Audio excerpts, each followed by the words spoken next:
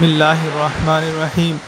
যদি সম্পদ সামলাতে পারেন তবে যে কোনো নামাজের পর সূরা আল কাউসার বুকের উপর হাত রেখে পাঠ করুন। জমি জায়গা, বাড়ি গাড়ি এবং অফুরন্ত ধন সম্পদ আসবে।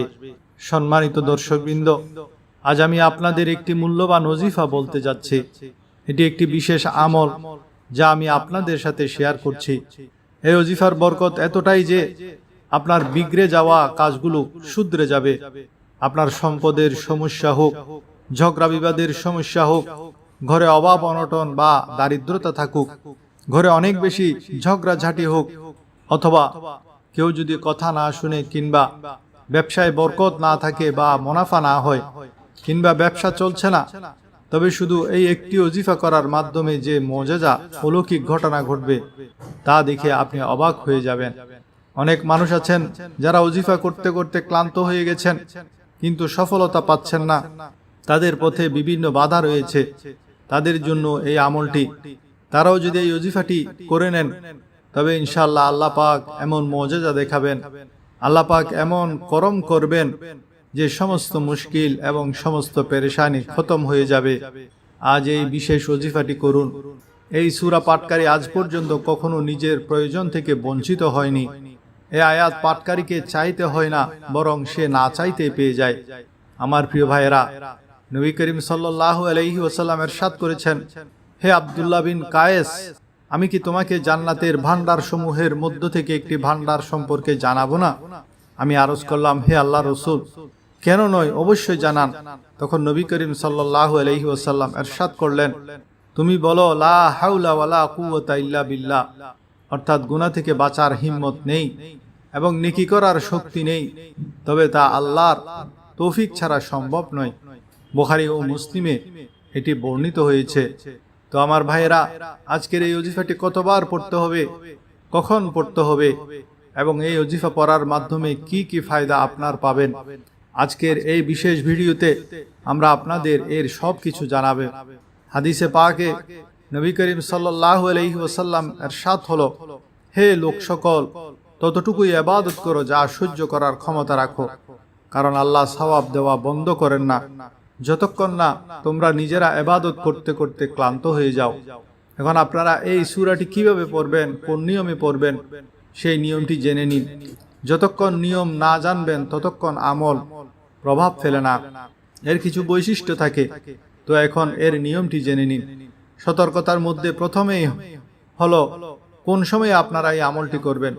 দেখুন, আপনারা ফজর, জোহর, আসর, মাগরিব, এশা বা তাহাজ্জুদ যে কোনো নামাজের পর এটি করতে পারেন। এতে কোনো বাধা নেই। যখনই আপনি সময় পাবেন এই ওজিফাটি করতে পারবেন। যে কোনো পুরুষ করতে পারেন, যে কোনো নারী করতে পারেন। প্রায় কিছু পুরুষকে সমস্যার সম্মুখীন হতে হয়, কারণ বেচারা পুরুষরা তাদের স্ত্রী সন্তানদের জন্য, ঘর পালার জন্য বাইরে কঠোর পরিশ্রম করেন। একইভাবে কিছু নারীদেরও অনেক সমস্যা থাকে, তারাও এই আমলটি করতে পারেন এবং অবশ্যই করবেন, যাতে আপনাদের জীবনে সহজতা আসে।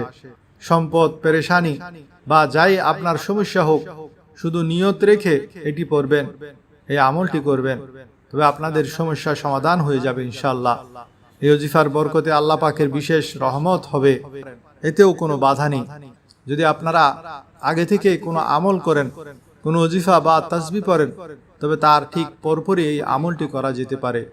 ওজিফার আগে কয়েকটি বিষয় ও বরকতের 10টি চাবি মুখস্থ করে রাখবেন। যেমন দোয়া কবুলের জন্য একটি বিশেষ পদ্ধতি রয়েছে। যে কোনো ওজিফা করার আগে মনে রাখবেন, ভাইয়ে ভাইয়ে বা আত্মীয়দের মধ্যে বিবাদ থাকলে তা মিটিয়ে নিন। বিশেষ করে পরিবারের নারীদের মধ্যে গন্ডগোল থাকলেও ছোটর উচিত বড়র কাছে গিয়ে ক্ষমা চেয়ে সম্পর্ক ঠিক করা। মনে রাখবেন, কারো সাথে কথা বলা বন্ধ করে দিন, পার করলে আপনার ইবাদত কবুল হবে না। এবার জেনে নিন বরকতের 10টি চাবি। নাম্বার 1, ঈমান ও তাকওয়া অবলম্বন করা। আল্লাহকে ভয় করে চলা এবং তার উপর পূর্ণ বিশ্বাস রাখা, এটি আসমান ও জমিনের বরকতের দরজা খুলে দেয়। নাম্বার 2, প্রতিটি কাজের শুরুতে বিসমিল্লাহ বলা। খাবার, ঘরে প্রবেশ বা যে কোনো নেক কাজের শুরুতে বিসমিল্লাহ বললে শয়তান সেখানে অংশ নিতে পারে না, ফলে কাজে বরকত আসে। নাম্বার 3, কোরআনে করিমের সাথে সম্পৃক্ততা বাড়ানো। নিয়মিত কোরআন তেলাওয়াত করা, অর্থ বোঝা এবং সেই অনুযায়ী আমল করা। যে ঘরে কোরআনের চর্চা হয় সেখানে আল্লাহর রহমত নাজিল হয়। নাম্বার 4, বেশি বেশি দান সৎকা করা। দান করলে সম্পদ কমে না, বরং বিপদ আপদ দূর হয় এবং অল্প উপার্জনেও আল্লাহ তাআলা প্রভূত কল্যাণ দান করেন। নাম্বার 5, আত্মীয় স্বজনের সাথে সুসম্পর্ক রাখা। রক্ত সম্পর্কীয় আত্মীয়দের খোঁজ খবর নেওয়া এবং তাদের সাথে সদ্ভাব বজায় রাখা রিজিকে বরকত আসার অন্যতম পরীক্ষিত উপায়। নাম্বার 6, ভোরবেলায় কাজ শুরু করা। দিনের শুরু বা সকালের সময়ে বরকত নিহিত থাকে। অলসতা না করে খুব ভোরে কাজের প্রস্তুতি নেওয়া এবং কাজে নেমে পড়া। নাম্বার 7, নিজে নামাজ পড়া ও পরিবারকে নির্দেশ দেওয়া। 5 ওয়াক্ত সালাত নিজে আদায় করা এবং পরিবারের সদস্যদের নামাজের তাকিদ দেওয়া। এতে আল্লাহ গায়েবীভাবে রিজিকের জিম্মাদার হন। নাম্বার 8, আল্লাহর উপর ভরসা করা।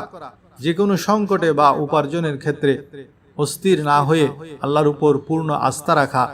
আল্লাহই সাহায্যকারী, এই বিশ্বাস রাখা। নাম্বার 9, অধিক পরিমাণে ইস্তেগফার করা। প্রতিনিয়ত আস্তাগফিরুল্লাহ পাঠ করা। ক্ষমা চাইলে আল্লাহ সম্পদ ও সন্তান সন্ততি দিয়ে বান্দাকে সমৃদ্ধ করেন। নাম্বার 10, সালামের ব্যাপক প্রচলন ঘটানো।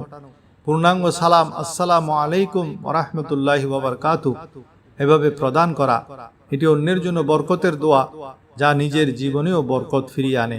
প্রিয় বন্ধুরা, স্বাভাবিক দোয়ার সময় হাত কাঁধ বরাবর রাখা উত্তম। আর যখন খুব বড় বিপদে পড়বেন বা এখনই সাহায্য প্রয়োজন, তখন হাত মাথার উপরে তুলে দোয়া করবেন। বুখারী ও মুসলিমের হাদিস অনুযায়ী রাসূলুল্লাহ সাল্লাল্লাহু আলাইহি ওয়াসাল্লাম সংকটের সময় হাত এত উঁচুতে তুলতেন যে তার বগল বা বক্ষের শুভ্রতা দেখা যেত। দোয়ার প্রথমে আল্লাহর প্রশংসা করতে হবে, এরপর ইসমে আজম পাঠ করতে হবে। ইসমে আজম পাঠ করলে আল্লাহ দোয়া কবুল করেন। একটি সহিহ ইসমে আজম হলো আল্লাহুম্মা ইন্নী আসআলুকা বিআন্নী আশহাদু আন্নাকা আনতাল্লাহু লা ইলাহা ইল্লা আনতাল আহাদুস সামাদুল্লাযী লাম ইয়ালিদ ওয়া লাম ইউলাদ ওয়া লাম ইয়াকুল লাহু কুফুয়ান আহাদ। অর্থাৎ, হে আল্লাহ, আমি আপনার কাছে প্রার্থনা করছি এই ওসিলায় যে আমি সাক্ষ্য দিচ্ছি আপনি আল্লাহ, আপনি ছাড়া কোনো উপাস্য নেই, আপনি এক ও অমুখাপেক্ষী, যিনি কাউকে জন্ম দেননি এবং জন্ম নেননি, আর তার সমতুল্য কেউ নেই। এত বড় ইসমে আজম না জানলে দোয়া ইউনুস পড়বেন, লা ইলাহা ইল্লা আনতা সুবহানাকা ইন্নী কুনতু মিনাজ জালিমিন। যদি এটি মুখস্থ না থাকে তবে অন্তত সূরা ফাতিহার প্রথম 3 আয়াত পাঠ করে আল্লাহর প্রশংসা করবেন। আলহামদুলিল্লাহি রাব্বিল আলামিন আর রহমানির রহিম মালিকি ইয়াউমিদ্দিন। অর্থাৎ, যাবতীয় প্রশংসা জগৎসমূহের প্রতিপালক আল্লাহর জন্য। তিনি পরম করুণাময়, অতি দয়ালু, বিচার দিবসের মালিক। এরপর আপনি দরুদ শরীফ পড়বেন।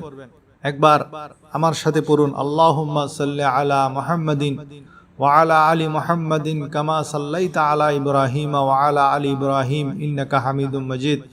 আল্লাহুম্মা বারিক আলা মুহাম্মাদিন ওয়া আলা আলি মুহাম্মাদ কামা সাল্লাইতা আলা কামা বারাকতা আলা ইব্রাহিম ওয়া আলা আলি ইব্রাহিম ইন্নাকা হামিদুম মাজিদ। এই দরুদ পাক আপনাদের 7 বার পড়তে হবে নবী করিম সাল্লাল্লাহু আলাইহি ওয়াসাল্লামের উপর।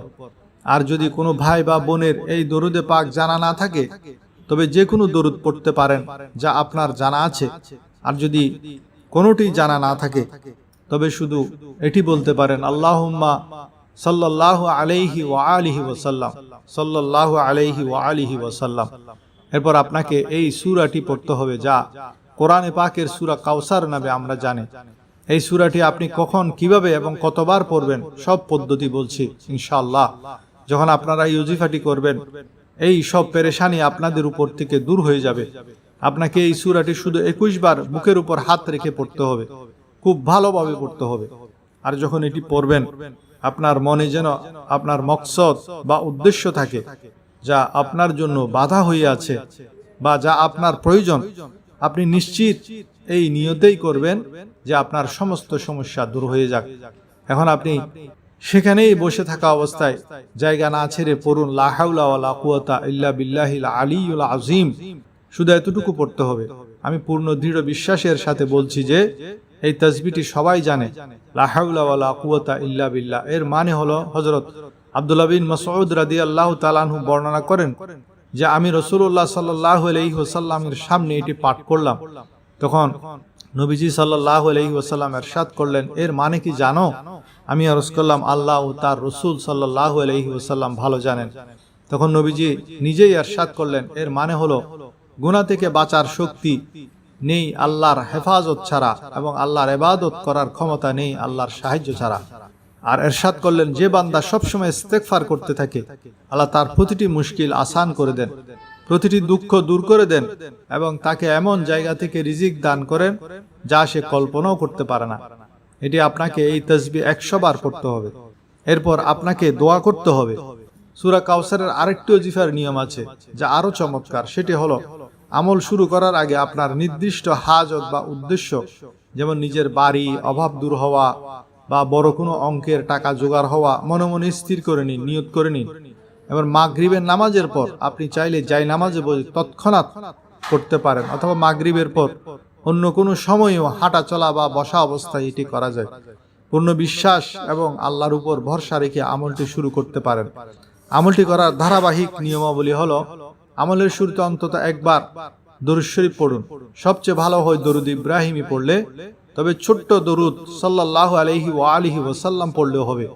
এরপর আল্লাহর গুণবাচক নাম আল্লাহুস সামাদ মাত্র 3 বার পাঠ করুন। তারপর হাতের আঙ্গুলে বা তাসবিতে গণনা করে 111 বার আস্তাগফিরুল্লাহ পাঠ করুন। এরপর 21 বার সূরা কাউসার পাঠ করতে হবে।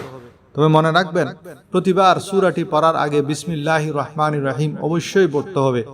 বিসমিল্লাহির রহমানির রহিম, ইন্না আ'তাইনাকাল কাউসার ফাসাল্লি লিরাব্বিকা ওয়ানহার ইন্না শানিআকা হুয়াল আবতার। আমল শেষ করার জন্য সব শেষে আবার একবার দরুদ শরীফ পাঠ করুন।